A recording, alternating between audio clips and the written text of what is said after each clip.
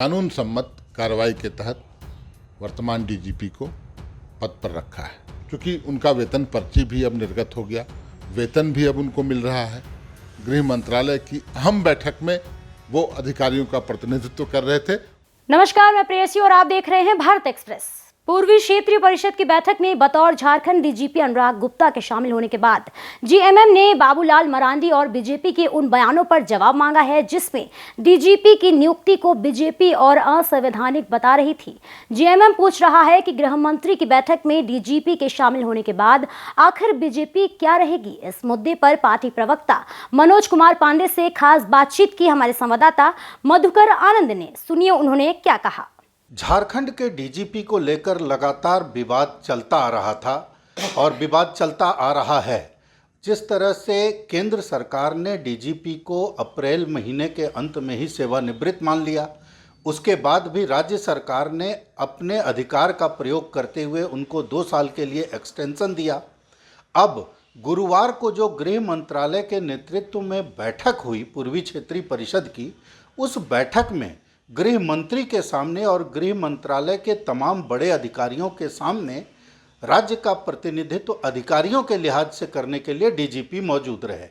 ऐसे में अब सवाल कई उठते हैं कि आखिर डीजीपी की मौजूदगी गृह मंत्रालय ने क्यों नहीं आपत्ति की। इन तमाम बातों पर चूंकि बाबूलाल जी इसको राजनीतिक रंग देते रहे थे, हमारे साथ जेएमएम के प्रवक्ता हैं।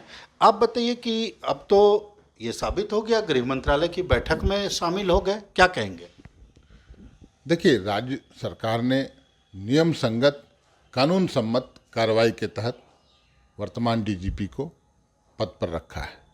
कैबिनेट ने फैसला लिया और उसकी कार्रवाई से हम लोगों ने अवगत कराया केंद्र सरकार को, और ये अधिकार राज्य सरकार को है, ऐसा हम लोगों का मानना है।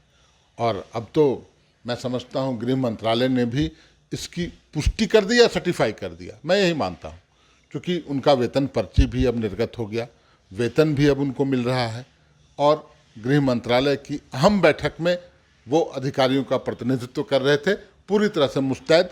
और उस मीटिंग में जो वरीय अधिकारीगण आए हुए थे, उन सभी के समक्ष वो थे, उन्होंने शिरकत की पूरे कार्यक्रम में। तो अब तो बाबूलाल जी को जवाब देना चाहिए। बिल्कुल यही सवाल उठता है, क्योंकि इसका राजनीतिकरण भी बहुत हुआ था। लगातार बाबूलाल जी ने कई सवाल उठाए थे कि वो डीएसपी की या पुलिस महकमे में ट्रांसफ़र पोस्टिंग कर रहे हैं, आखिर कैसे काम कर रहे हैं, तमाम तरह की बातें बोली गई थी। अब आप लोग राजनीतिक तौर पर तो पार्टी के रूप में अब आप क्या कहेंगे?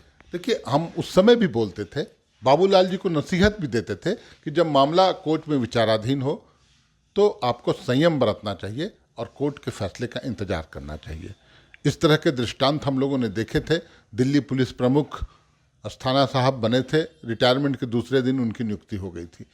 तो ये सरकार, राज्य सरकार का अधिकार क्षेत्र था और हम लोगों ने कैबिनेट से पास करके इसे किया था। बाबूलाल जी बेवजह बेबुनियाद बातें करते हैं लगातार, और एक ये भी आप मानिए, बिना मतलब का उछल कूद।